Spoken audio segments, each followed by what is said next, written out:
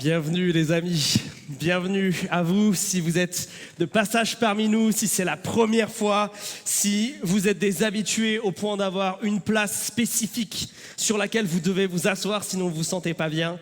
Bienvenue à tous.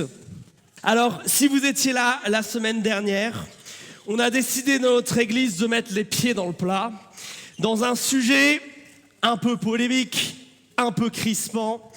On va parler d'argent. On est dans une série où on se dit que ce sujet-là, dans nos églises et dans notre société, c'est un sujet qui fait peur et qui ne devrait pas. Parce que c'est un sujet biblique. Et que des fois, à force de ne pas parler de certaines choses, on en a peur, on est perdu. Alors que je crois que la Bible regorge d'enseignements et de sagesse par rapport à tout cela. La semaine dernière, on a parlé du titre de cette série, Dieu ou Mammon. Jésus, dans le Sermon sur la montagne, fait une opposition.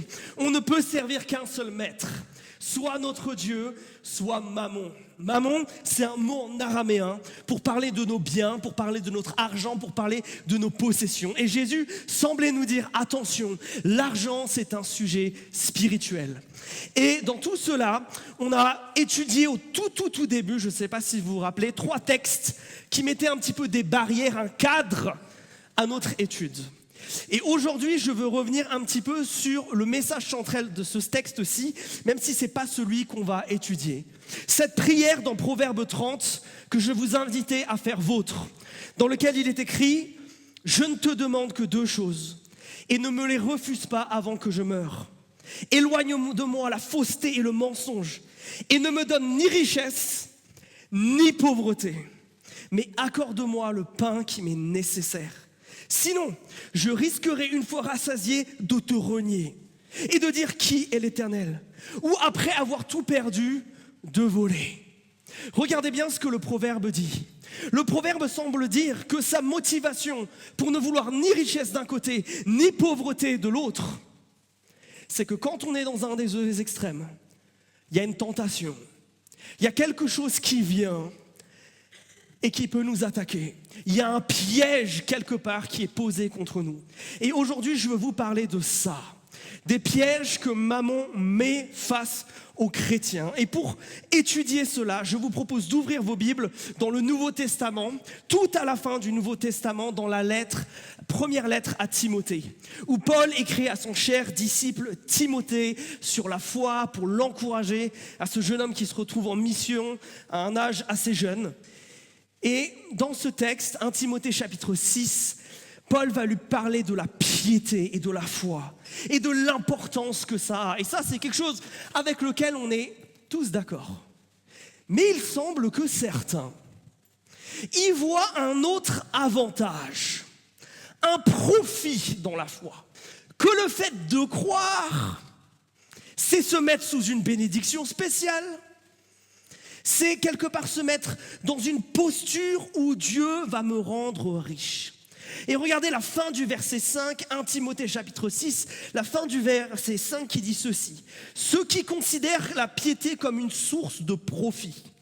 Certes, c'est une grande source de profit que la piété, si l'on se contente de ce qu'on a. Car nous n'avons rien apporté dans le monde. Comme d'ailleurs, nous n'en pouvons rien emporter. Si donc nous avons la nourriture et le vêtement, cela nous suffira. Mais ceux qui ont décidé de devenir riches tombent dans l'épreuve, dans un piège et dans beaucoup de désirs stupides et pernicieux qui plongent les gens dans la destruction et la perdition. Car l'amour de l'argent est la racine de tous les maux. Et quelques-uns, pour s'y être adonnés, se sont égarés loin de la foi et se sont infligés à eux-mêmes bien des tourments. Alors regardez, le contexte ici est un peu particulier. Certains croient que la foi, c'est une manière de s'enrichir. Peut-être parce qu'ils croient que Dieu va leur donner des biens matériels, peut-être que ça se rapproche de personnes qui se disent « les enseignements de Christ, c'est pas gratuit, si vous voulez les avoir, il va falloir me payer ». Mais en tout cas, on est avec des gens ici qui semblent, regardez, manquer de moyens et qui se disent peut-être qu'ils ont besoin de plus et que la foi va leur être d'une source de profit. Mais Paul insiste, pas dans le sens où il l'entend, dans un autre sens. Parce que Mammon a posé un piège pour celui qui est pauvre, pour celui qui manque, pour le chrétien qui a des difficultés financières. Regardez, il l'expose au verset 10. Ce piège, c'est l'amour de l'argent. L'amour de l'argent. Mot intéressant, parce que dans notre tête, quand on s'imagine quelqu'un qui aime de l'argent, on a peut-être une image très bizarre, très particulière. Mais rappelez-vous que dans l'Écriture, le verbe aimer ne fait pas premièrement référence à des sentiments, mais à des actions. Jésus nous a aimés pas en nous laissant une lettre, mais en mourant à la croix pour nous sauver. L'amour de l'argent, mais qu'est-ce que ça veut donc dire ? Eh bien, rappelez-vous ce que nous avons vu la semaine dernière. Notre rapport à l'argent, il est spirituel, nous disait Jésus. Soit Dieu, soit Mammon. Pas les deux en même temps. Et oui, Jésus nous dit ici, et j'ai exprès pas tellement posé le mot sur ça la semaine dernière, mais que l'argent peut devenir une idole. Une idole, c'est quelque chose qui, dans ma vie, vient prendre la place de Dieu. Quelque chose qui vient prendre cette place qui est censée être qu'à Dieu. Alors vous allez me dire, Quentin, mais comment ça peut être une idole ? Si je me rappelle bien, dans la Bible, les idoles, c'est des statues en terre, en pierre, en bois. Mais c'est pas ce que dit le prophète. Dans Ézéchiel, chapitre 14, Dieu se met en colère contre Israël. Parce que les vraies idoles, c'est pas celles qu'ils voient autour d'eux alors qu'ils sont déportés à Babylone. C'est ce qui se passe dans leur cœur. L'idolâtrie, c'est pas quelque chose où je vais, adorer un autre Dieu, me mettre devant une autre statue. C'est quelque chose de bien plus pernicieux, de bien plus intérieur. On parle ici d'idoles dans notre cœur, de choses qui peuvent être cachées et pas forcément visibles, mais qui ont un tel effet. Oui, l'argent peut devenir une idole, parce qu'il vient voler notre affection pour Dieu, parce qu'il vient prendre la place de Dieu, parce qu'il vient faire ces choses que seul Dieu peut faire. Alors comment on tombe dans ce piège ?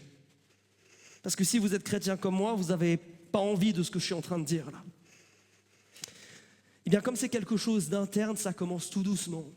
Ça commence de manière pernicieuse. Ça commence par une guerre dans notre cœur. On parle ici de gens dans ce texte qui n'ont pas beaucoup, mais qui ne sont pas pour autant dans la galère la plus totale.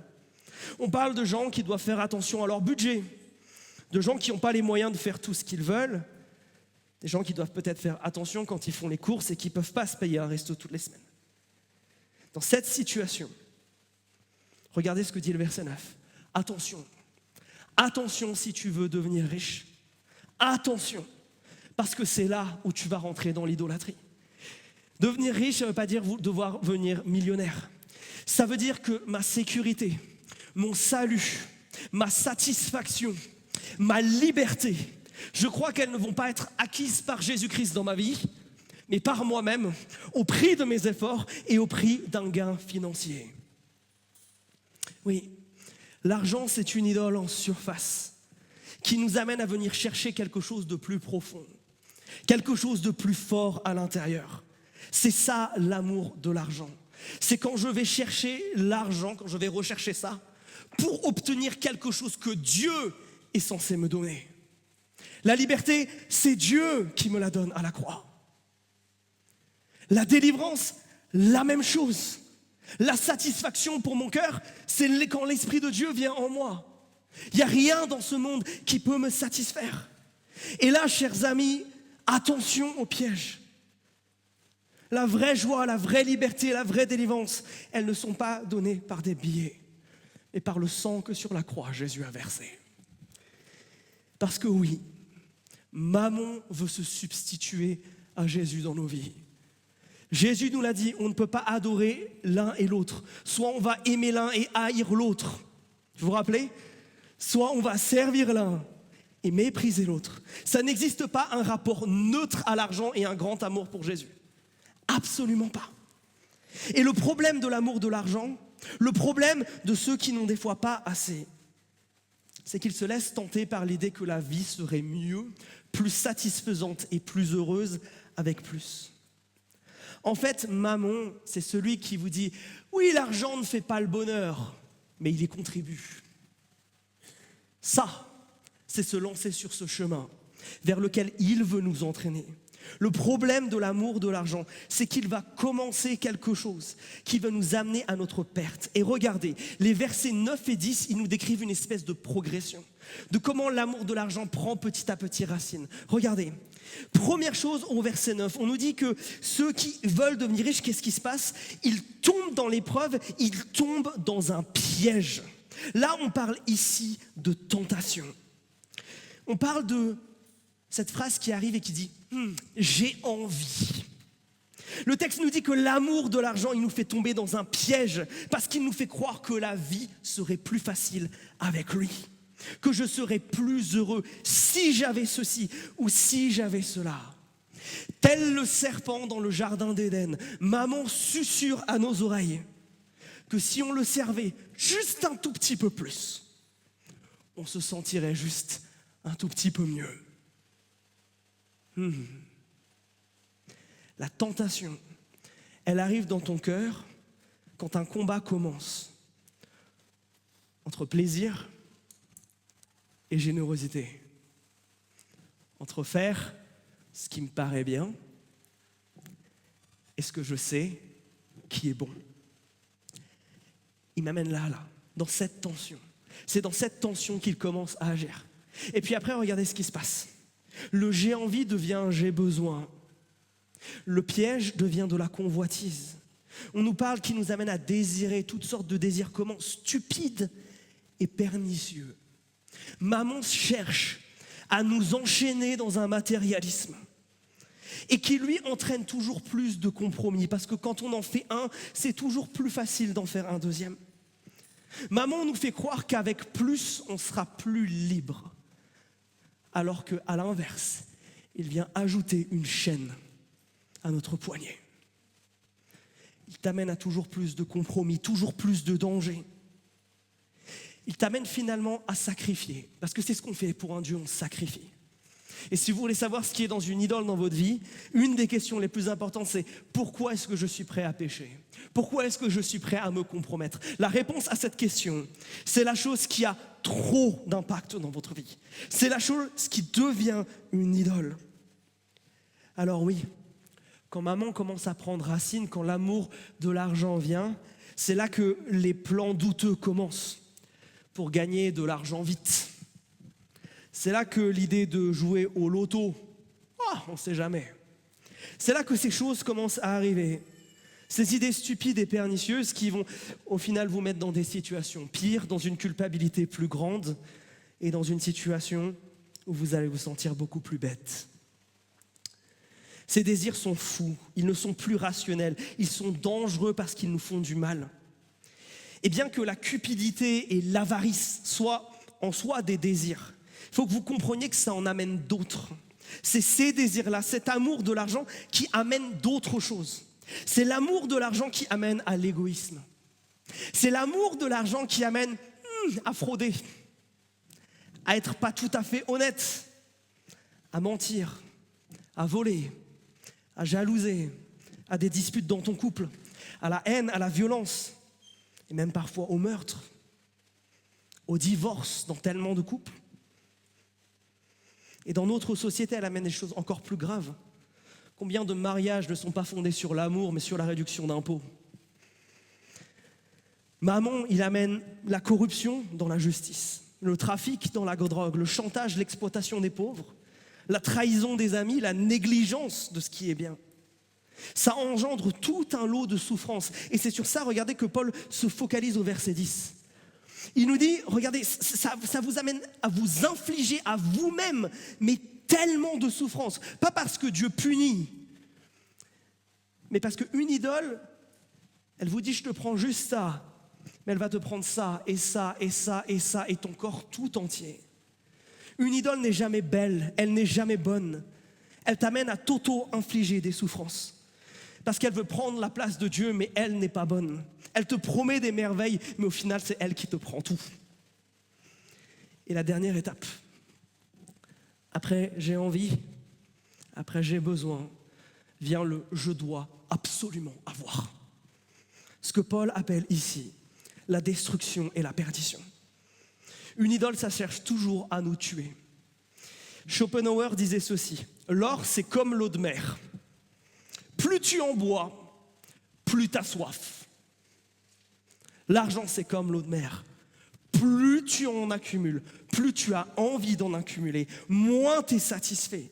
L'amour de l'argent t'amène à une destruction physique, émotionnelle, mais bien plus grave au verset 10, regardez. Spirituel. Paul dit quelque chose de fort.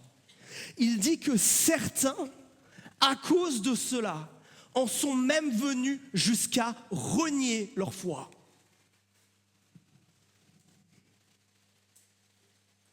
Waouh! Vous vous imaginiez ça? Moi, pas tellement. Je crois que bien souvent, on minimise le risque. Oui, mes amis, nos idoles veulent notre mort et veulent nous amener jusqu'à renier notre foi.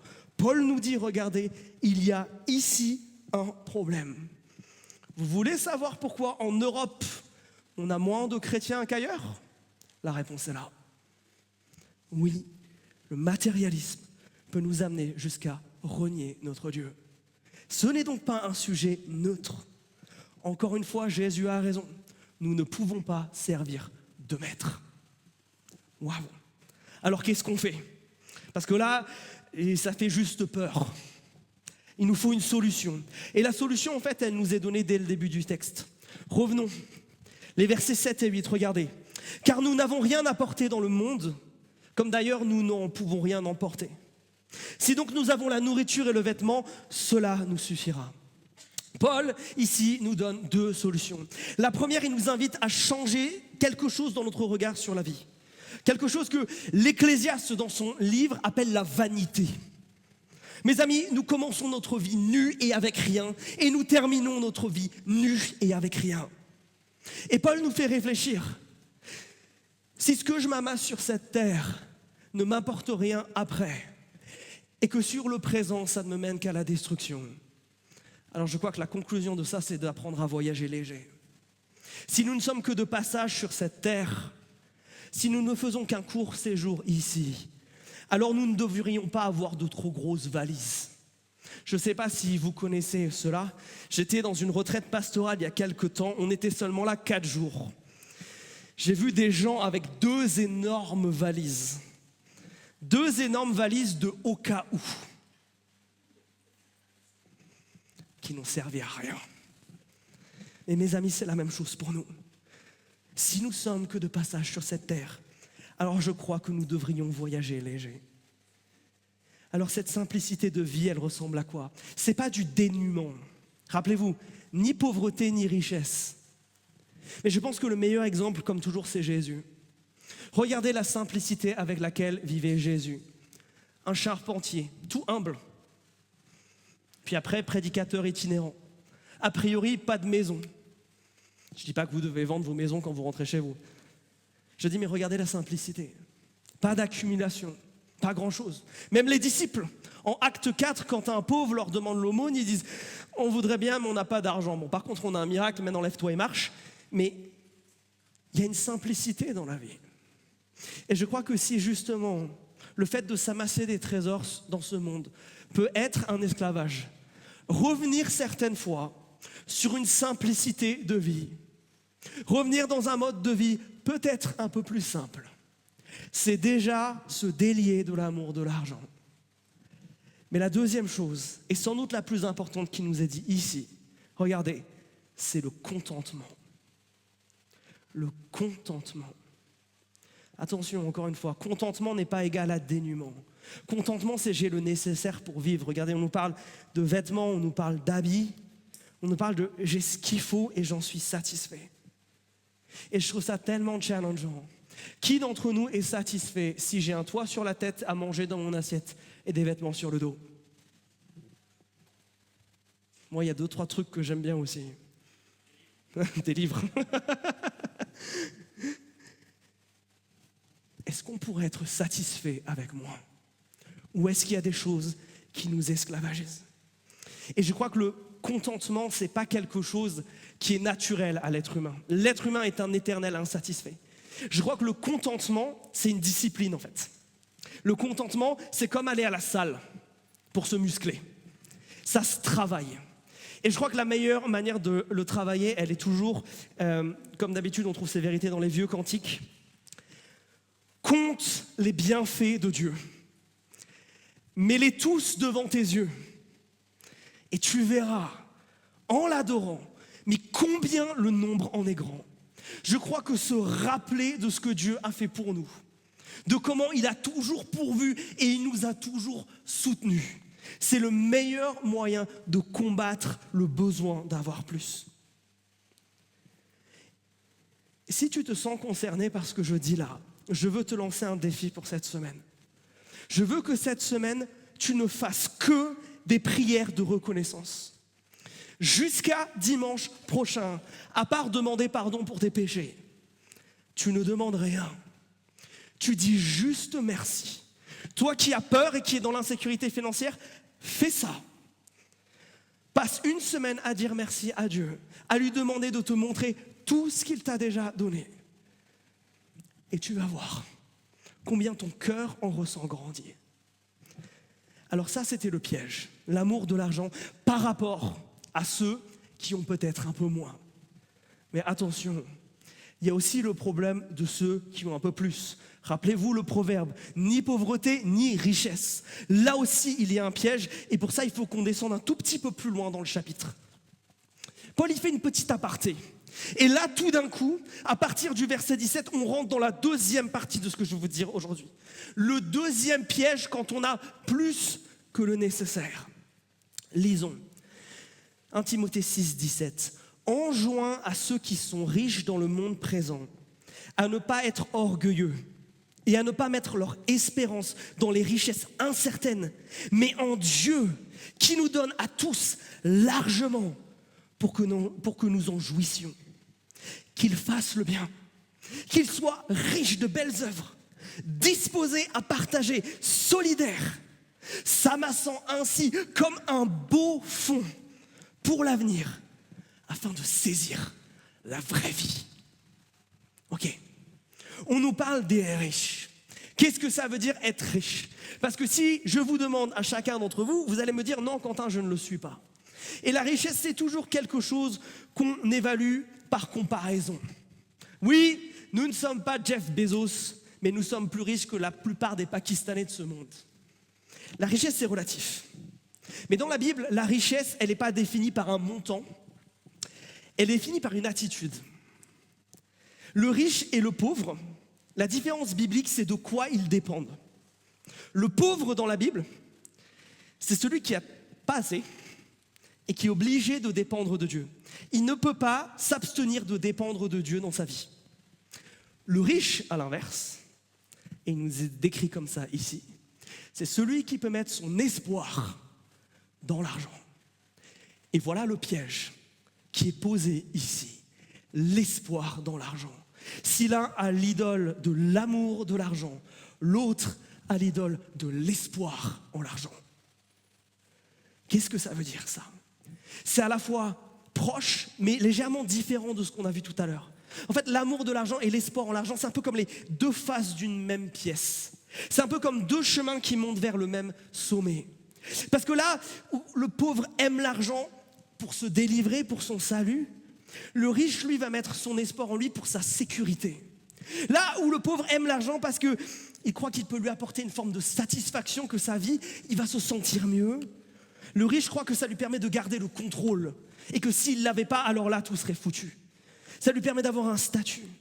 Et là où le pauvre est tenté de voir l'argent comme un moyen de libération, d'émancipation, le riche, lui, le voit comme un moyen de contrôle, de puissance, de place garantie dans ce monde. L'argent a une idole en surface qui en cache bien d'autres en profondeur. Mais attention à ne pas mettre notre espoir dans cet argent.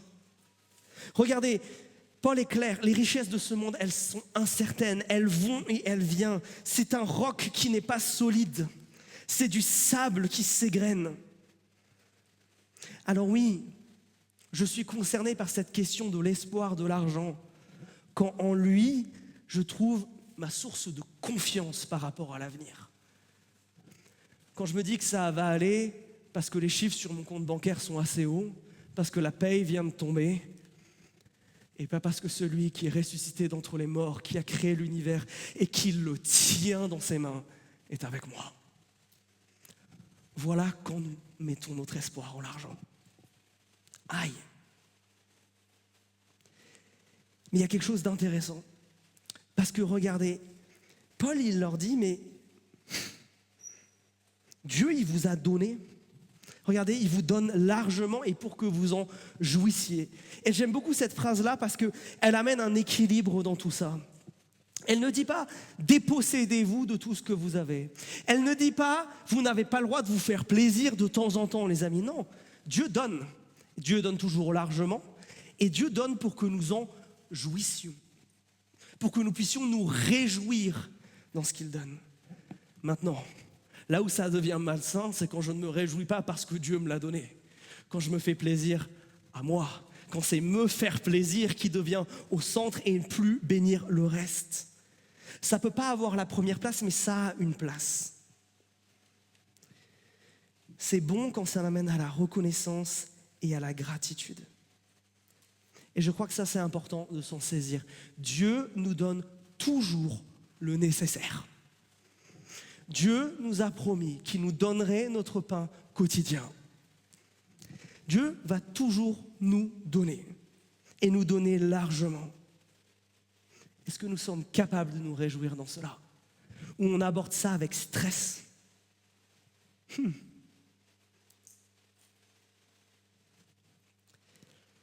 Et je crois que cette reconnaissance, cette gratitude, elle se montre non seulement par le fait de le dire, mais aussi de compter les bienfaits de Dieu dans notre vie. On en revient un petit peu à ce qu'on disait tout à l'heure. D'être disposé quelque part à la joie parce que Dieu s'occupe de moi.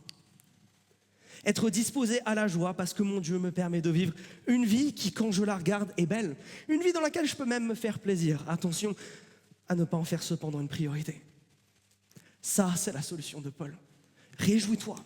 Sois dans la joie de ce que tu as. Ne le considère pas non plus comme une malédiction. Mais si tu as une responsabilité.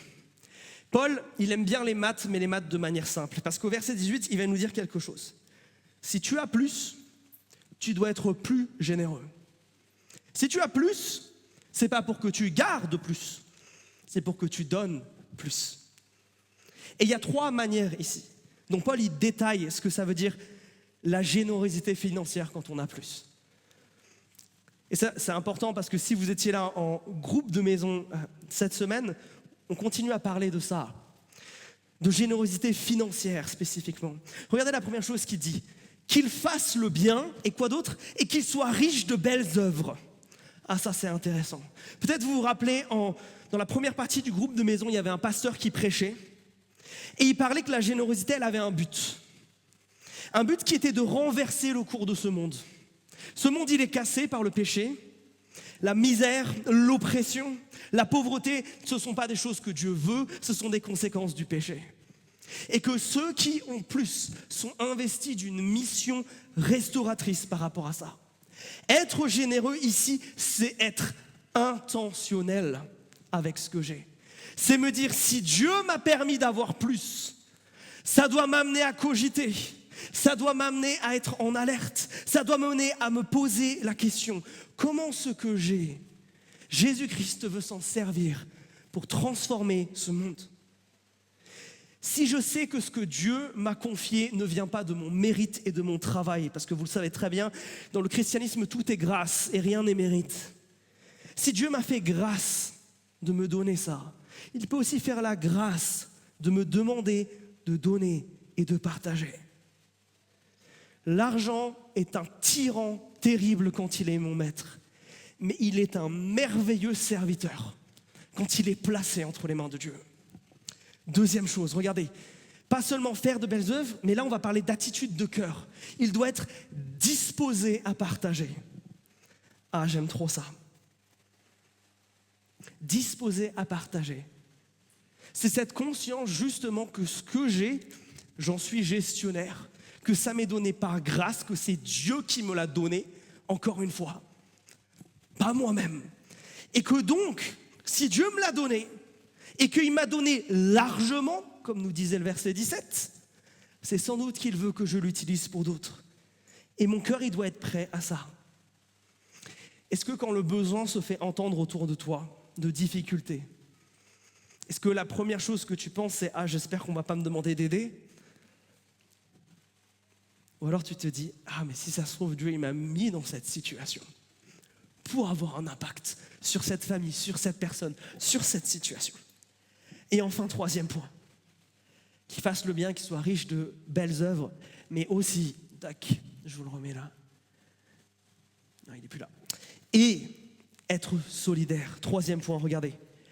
Faire le bien, disposer à partager, être solidaire. Ah, ça c'est important. On a été habitué dans notre pays, la France, que le sujet de la pauvreté, que le sujet de l'aide sociale, c'est le sujet de l'État. Non. Bibliquement parlant, c'est la responsabilité de l'Église. Nous devons vivre une forme de solidarité les uns avec les autres. On doit être attentif aux biens matériels de nos frères et de nos sœurs et de les aider. C'est un des reproches majeurs que Jacques fait dans son épître, où des chrétiens se disent l'un à l'autre « Allez, bonne semaine, mange bien, repose-toi bien », alors qu'ils n'ont pas assez. Si Dieu nous a mis en communauté, c'est pour qu'on prenne soin les uns des autres. Et là, il y a deux choses qu'il faut voir. Certains d'entre nous, vous avez besoin d'entendre que oui, Dieu vous a peut-être placé là explicitement pour vous amener à être solidaire sur quelque chose d'autre. Mais il y en a d'autres qui doivent entendre la chose inverse.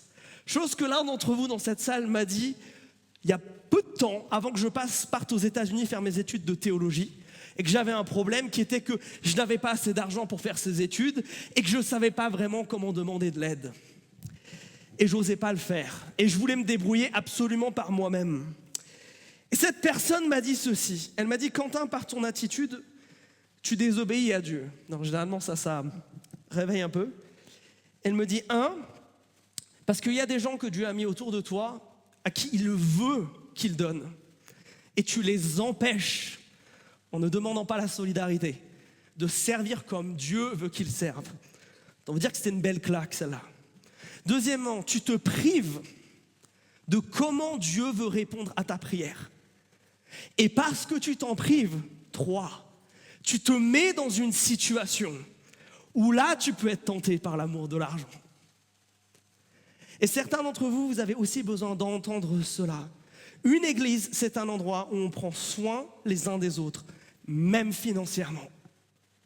On devra rendre compte devant notre Père Céleste comment nous sommes comportés les uns envers les autres. Rappelez-vous que notre lien est décrit comme étant celui de frères et de sœurs. Est-ce que vous laisseriez votre frère et votre sœur souffrir impunément dans le manque sans rien faire? Absolument pas. Votre cœur en serait déchiré. Mais je crois qu'à la fois, certains d'entre nous, vous avez besoin de briser une forme d'orgueil et de timidité pour apprendre à demander de l'aide. Et d'autres, vous devez être intentionnels, les yeux grands ouverts, à chercher si le Saint-Esprit vous demande d'agir parmi nous. Voilà ce qui est face à nous. Dieu nous demande ni pauvreté, ni richesse. Non, entre les deux. Parce qu'à ceux qui sont pauvres, Mammon veut mentir en leur disant aimer de l'argent, chercher à accumuler, et la vraie vie, elle commence après ça. Le vrai bonheur, il est quelques euros après. Par tes propres forces, tu vas pouvoir subvenir à tes besoins, beaucoup mieux que ce que Dieu peut faire dans ta vie. Pas la peine de prier, donne-moi mon pain quotidien, non, tu vas t'en occuper toi-même. Le Notre Père, non, c'est pas pour toi. Non. Si tu luttes avec cette peur, avec la peur du passé, avec cette peur du manque, parce que c'est peut-être quelque chose que tu as vécu dans ta vie, et ça réveille des choses qui sont profondes. L'Écriture veut t'amener à découvrir une joie et une libération dans la simplicité et dans le contentement, quand tu laisses Dieu prendre soin de toi et prendre soin de tes besoins. Au plus riche, Mammon veut faire croire que ton espoir et ta sécurité se trouvent dans ton travail, dans tes efforts, dans tout cela. Et ça va disparaître et ça n'amène qu'à ta destruction. Non. Ta richesse n'est pas un symbole du fait que tu sois béni. Il est un symbole du fait que tu sois en mission. Que si tu as plus, Dieu veut t'amener à donner plus. Dieu te fait la grâce de vouloir t'utiliser d'une manière assez particulière finalement, dans un monde qui est cassé, pour commencer à le réparer. La vraie vie, c'est l'enjeu. Regardez pour le riche, là aussi. La fin du verset 19 nous dit qu'elle est là, la vraie vie. C'est fort. Ça veut dire que si je ne vis pas une vie de généreux, je passe à côté de quelque chose. Mais je crois que ça nous rappelle une parole de Jésus-Christ, qu'on trouve dans Actes, chapitre 20, où Paul se rappelle que Jésus a dit « Il y a plus de joie à donner qu'à recevoir ». Et je crois que ce n'est pas juste une jolie parole. Je crois que Dieu nous donne une vraie joie. Et je crois surtout que Jésus-Christ nous l'a démontré, ça. Qu'il y avait plus de joie pour lui à donner sa vie et à souffrir le martyre pour nous sauver que simplement nous laisser subir la conséquence de notre péché. La lettre aux Hébreux nous dit qu'il a vu la joie devant lui de nous voir réconciliés avec lui. Je crois qu'il y avait plus de joie pour Jésus à accepter de se trimballer les boulets qu'étaient les 12 disciples, à subir leurs trahisons respectives, si c'était pour les transformer et pour qu'aujourd'hui, par leurs écrits, nous puissions encore entendre parler de lui. Je veux t'inviter à réfléchir à cela. Qui est-ce que ton argent sert? Il sert toujours quelqu'un. La question de la neutralité n'est pas possible sur ce sujet. Et aujourd'hui, je veux t'inviter à imiter Jésus, à lui dire « Je ne veux servir que toi dans mon rapport à ma richesse. » Et Seigneur, s'il y a quelque chose qui est pour moi là, que je dois entendre dans l'amour de l'argent ou dans l'espoir en l'argent, je veux le prendre parce que je ne veux servir que toi. Et comme d'habitude, je ne vais pas maintenant vous faire passer une corbeille ou vous prendre une décision par rapport à ça. On l'a vu dans notre dernière série. Avant d'aller à la mission, on doit aller où ça? À la table. C'est à la table que tout commence. C'est quand on se rappelle que oui, Jésus a été l'exemple de générosité extrême, que tout peut être transformé en nous. C'est quand on se rappelle le prix qui a été payé, que tout d'un coup notre cœur commence à grandir en contentement. C'est alors là que la simplicité est possible. C'est alors là que l'assurance vient, la liberté, la joie et la sécurité. Parce que sur cette croix, il a tout gagné pour toi. Alors je veux t'inviter, comme à notre habitude, pendant le prochain chant, on va se rappeler que Jésus, il est allé à la croix pour nous sauver. À réfléchir à cela. Et si tu crois au Christ, si tu sais que tu es l'un de ses enfants, si tu l'as déclaré de ta bouche en passant par les eaux du baptême, si c'est une réalité pour toi cela, et si tu veux vivre avec Jésus pour Dieu et pas pour maman, alors pendant ce prochain chant, quand tu le souhaites, lève-toi et va chercher les éléments, ils sont devant et au fond. Et on va s'attendre pour les prendre ensemble. Mais maintenant, c'est le moment pour toi de te positionner face à la croix. C'est quoi ta réponse face à Jésus? C'est quoi ta réponse face à cet exemple de générosité incarnée?